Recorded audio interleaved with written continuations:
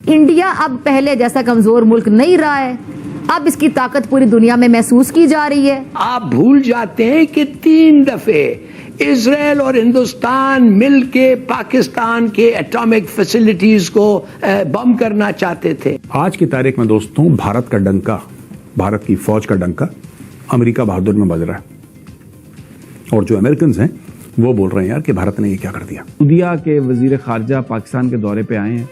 बहुत कोशिश थी शहबाज शरीफ की कि प्रिंस मोहम्मद बिन सलमान आए।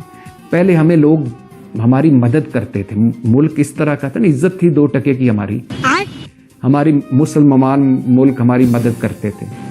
फिर हमें ग्रांटें मिलने लगी, फिर हमें कर्जा मिलने लगा, फिर सूद पर कर्जा मिलने लगा। अब कर्जा भी कोई नहीं देता। बोला है कि भारत ने चाइना के साथ कंपटीशन के लिए पुख्ता कदम उठाए हैं, और जो रिलायंस है रशियन टेक्नोलॉजी और रशियन हथियार के ऊपर, उसको भारत ने कम करा है। भारत में ये जो 19 अप्रैल से आम इंतखाबात शुरू हो रहे हैं, और अगर बीजेपी खुदा ना ख्वास्ता दोबारा इक़्तिदार में आई, जब हमें पता है कि वो मौका ढूंढ रहे हैं, और जब हमें पता है कि 300 मिसाइल्स उन पे गिरे हैं, और जब हमें गिरे नहीं है माने कि अटैक हुआ है, तो वो तो बड़ा खुश होगा कि भाई अभी तो मुझे बहाना मिल गया है, और उसके बाद फिर हमारी बारी आएगी। If you dare in support of Israel, if you touch us, then be ready. Yes. तो अगर ईरान को बचा सकते तो हमें नहीं बचा सकते? दुनिया वालों,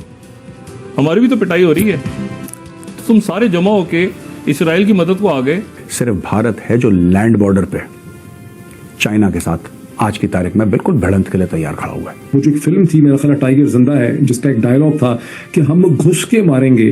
वो जो फिल्म की फीलिंग थी, वो जो जज्बात एक फिल्म के लिए ही मुनासिब थे, उन्हें प्रैक्टिकली तौर पे इम्प्लीमेंट कर दिया गया। हमारे पास वो चीज है जो तुम समझते हो हमारे पास नहीं है, तो आओ बच्चू, करो और देखो।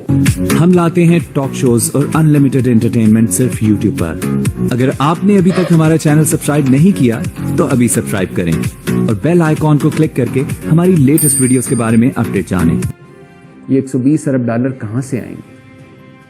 ये ठीक है और ये अच्छी खबर है कि फौजी क़यादत की कोशिशों से 16 अप्रैल को सऊदी वजीर खारजा आ रहे हैं पाकिस्तान। सऊदी अरब का वफ्द आ रहा है, वजीर खारजा शहजादा फैसल बिन फरहान की क़यादत में। 16 अप्रैल को 7 अरब डॉलर की सरमायाकारी के मुआहदे होंगे। ये 7 अरब डॉलर हैं। 7-8 अरब डॉलर हम IMF से मांगने जा रहे हैं।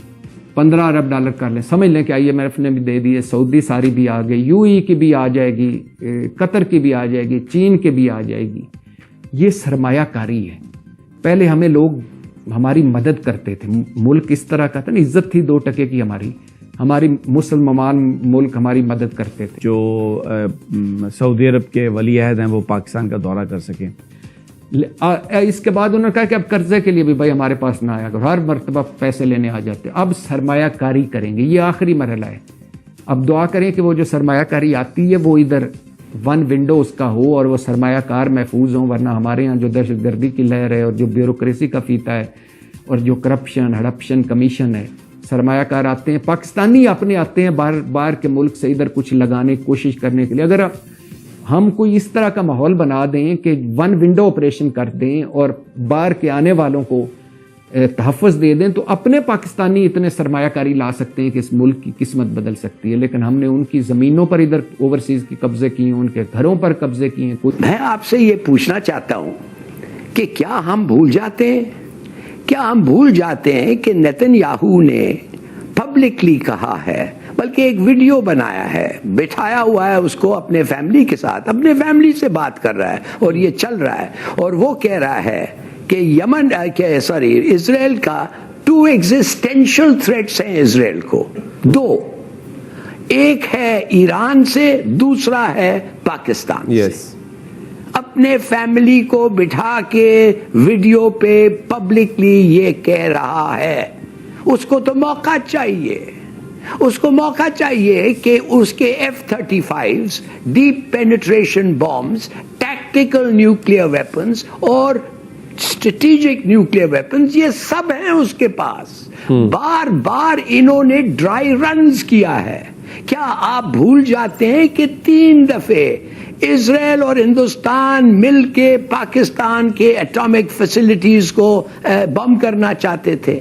आखिरी द लास्ट जब आपने पढ़ा होगा कि जियाउल हक जाके खुद गया क्रिकेट का बहाना लगा के दिल्ली और आंख में आंख मिला के राजीव गांधी को कहा कि बच्चू हम जानते हैं तुम लोगों का क्या प्लान है और अगर कुछ होगा तो हम ठीक ठाक जवाब देंगे। तो जब हमें पता है कि वो मौका ढूंढ रहे हैं और जब हमें पता है कि 300 मिसाइल्स उन पे गिरे हैं और जब हमें गिरे नहीं है माने कि अटैक हुआ है तो वो तो बड़ा खुश होगा कि भाई अभी तो मुझे बहाना मिल गया है और उसके बाद फिर हमारी बारी आएगी। अच्छा, भूले मत ये चीजें, हमने तो कुछ ये जंग इज फोर ऑर्डेन्ड। ये जंग अच्छा। उनके बिल्कुल बैठा हुआ है उनके अंदर कि अमेरिका के ईरान। लेकिन ईरानी साहब हमारी बारी क्यों आएगी सर? आपने बड़ी अहम बात कर दी है कि हमारी बारी आएगी, क्यों? हमने तो कुछ किया ही नहीं सर। हमें कुछ करने की जरूरत नहीं है, हमारे पास वो वेपन्स हैं जो किसी और के पास नहीं है। 2023 में ये इनका कहना है कि 2023 में भारत ने कदम उठाए मॉडर्नाइज इट्स मिलिट्री, यानी कि अपनी मिलिट्री को और मॉडर्न बनाने के और रशियन इक्विपमेंट पे डिपेंडेंस कम करने के लिए, और भारत ने सी ट्रायल्स करे हैं अपने पहले एयरक्राफ्ट कैरियर। आज की तारीख में दोस्तों भारत का डंका, भारत की फौज का डंका अमेरिका बहादुर में बज रहा है और जो अमेरिकन हैं वो बोल रहे हैं यार कि भारत ने ये क्या कर दिया, खुद अपना एयरक्राफ्ट कैरियर बना लिया। कोई उम्मीद नहीं कर रहा था जब विक्रांत बना ना, किसी को ऐसे नहीं लग रहा था कि यार भारत बना ही देगा, क्या हो ही जाएगा। बना दिया, डिप्लॉय कर दिया, अब कह रहे हैं एक और बना रहे हैं। तो लोग कह रहे हैं यार ये कैसा देश है, ये चुपचाप रहते हैं, ज्यादा कुछ करते नहीं, लेकिन अचानक एक अनाउंसमेंट आ जाती है कि साहब कल 11 बजे हमारा एयरक्राफ्ट कैरियर लॉन्च हो रहा है, आपका भी स्वागत है, आप भी आके देख लीजिए अपनी आंखों से। कह रहे हैं ये क्या मैटर चल रहा है भारत में। लेकिन भारत ने ऐसे कदम उठाए हैं और भारत ने सब देशों के साथ अपने रिश्ते ठीक करे हैं और चाइना के खिलाफ अकेला भारत है जिसने पुख्ता कदम उठाए हैं, अकेला।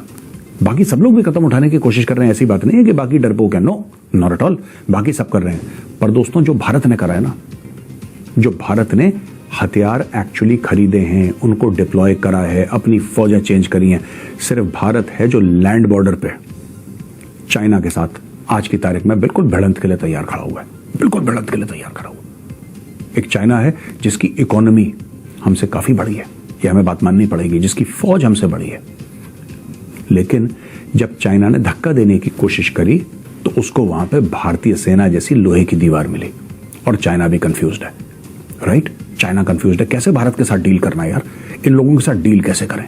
हम एक मिसाइल लगाते हैं, ये 2 लगाते हैं, हम एक फौजी लगाते हैं, ये फौजी लगाते हैं, हम टैंक लगाते हैं, ये टैंक लगाते हैं, हम एयरक्राफ्ट लगाते हैं, ये एयरक्राफ्ट लगाते हैं, हम हेलीकॉप्टर लगाते हैं, ये सिलसिला कब खत्म होगा? When will it stop?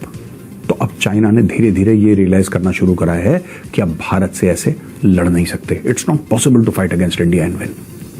वो दिन चलेगा भैया 1962 के। अब जो पॉलिटिकल हायरार्की है, जो पॉलिटिकल लीडरशिप है, वो भी स्ट्रांग है और भारतीय सेना तो शुरू से ही स्ट्रांग थी। पहले पॉलिटिकल लीडरशिप वीक थी ना, जवाब देना नहीं जानती थी। अब पॉलिटिकल लीडरशिप स्ट्रांग है, आर्मी अब 2 स्ट्रांग मिल गए, पॉलिटिकल लीडरशिप ऑफ आर्मी। अब क्या करेगा चीन? अब इनका यह कहना है कि 2024 में नई दिल्ली फोकस करेगा नेशनल पार्लियामेंट्री इलेक्शंस में, ये जनरल कह रहा है यहां पे। मेंटेनिंग इकोनॉमिक ग्रोथ, अपनी इकोनॉमिक ग्रोथ को मेंटेन करेगा। मेक इन इंडिया और आत्मनिर्भर भारत को यह आगे बढ़ाएगा मिलिट्री मॉडर्नाइजेशन में। तो आपको ये वीडियो कैसा लगा कमेंट बॉक्स में जरूर लिखिए। इस वीडियो को लाइक कीजिए, शेयर कीजिए, सब्सक्राइब करना ना भूलिए आपके चैनल EFC को। तो मिलते हैं अगली वीडियो में। जय हिंद।